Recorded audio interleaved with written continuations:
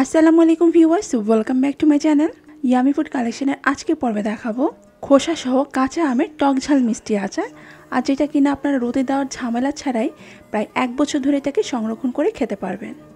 আশা করছি আমার আজকের রেসিপিটা আপনাদের খুব সহজ মনে হবে এবং ভালোও লাগবে।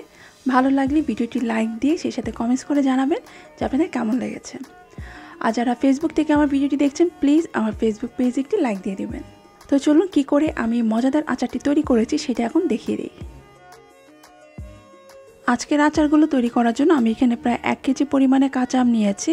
আমটাকে প্রথমে ভালোভাবে ধুয়ে পরিষ্কার করে নিয়েছি। এখন এর সামনে যে বুটোটা আছে সেটাকে ফেলে দিয়ে আমটাকে একদম মাঝ বরাবর আমি এটাকে দুভাগ করে নিলাম। এর ভিতরে যে আঠিটা আছে সেটাকে ফেলে দিলাম। এখন এক একটি আমকে আমি মোট 3টা টুকরা করে কেটে নিব। আপনারা যদি এর থেকে ছোট আম নিয়ে থাকেন তাহলে 2 পিস করেও এটাকে কেটে নিতে পারেন। এখন আমের খোসা অংশের পার্টটাকে আমি হালকা করে একটু কেচে দিচ্ছি। আমার কাছে বটি দিয়ে করার চাইতে নাইফ দিয়ে ভাবে করে কেচে নেওয়াটা সবচেয়ে ইজি মনে হয়। তো আপনারা চাইলে এইভাবে করেও এগুলোকে কেচে নিতে পারেন। তো এই যে সবগুলো আমকেই আমি এভাবে করে একটু কেচে নিয়েছি। এখন এগুলোকে আমি একটা বড় ট্রের মধ্যে নিয়ে নিলাম। এখন এর মধ্যে আমি 1 চা চামচ লবণ দিয়ে দিচ্ছি। আর মশলা হিসেবে দিচ্ছি এখানে 1 চা চামচ হলুদের গুঁড়ো আর 1 চা চামচ মরিচের গুঁড়ো।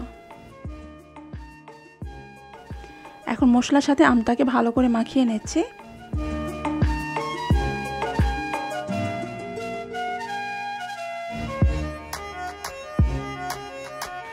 ভালোভাবে মাখানো হয়ে গেলে এখন আমি এটাকে ফ্যানের বাতাসে প্রায় 3 থেকে 4 ঘন্টার জন্য এটাকে এভাবে রেখে দেব।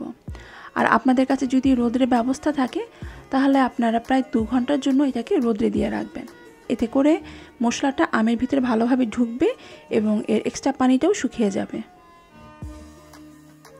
তো এই যে দেখুন 4 ঘন্টা পর আমের থেকে এক্সট্রা পানিটা আর কি শুকিয়ে গেছে এবং মশলাটাও এর ভিতরে ভালোভাবে ঢুকেছে। এখন আচারটা তৈরি করার জন্য একটি পাত্রের মধ্যে আমি 1.5 কাপ পরিমাণে সরিষার তেল দিয়ে দিচ্ছি। অবশ্যই আচার বানানোর ক্ষেত্রে সরিষার তেলটা ইউজ করবেন। তেলটা যখন একটু গরম হয়ে যাবে তারপর আমি এর মধ্যে দিচ্ছি আদা ভাঙ্গা করে নেওয়া 5 ফোড়ন। এটা কিন্তু কোনো রকম টালা নয়, টালা ছাড়াই এটাকে আদা ভাঙ্গা করে নিয়েছি। কিছুক্ষণ একটু ভেজে নিয়ে তারপর এর মধ্যে দিচ্ছি 1 চা চামচ রসুন বাটা এবং 1 চা চামচ সরিষা বাটা।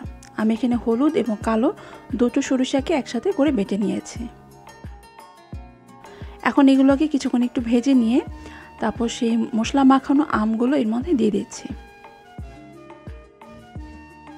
এখন চুলার আঁচ কম রেখে 5-6 মিনিটের জন্য এই আমগুলোকে তেলের মধ্যে এভাবে করে একটু ভেজে নেব।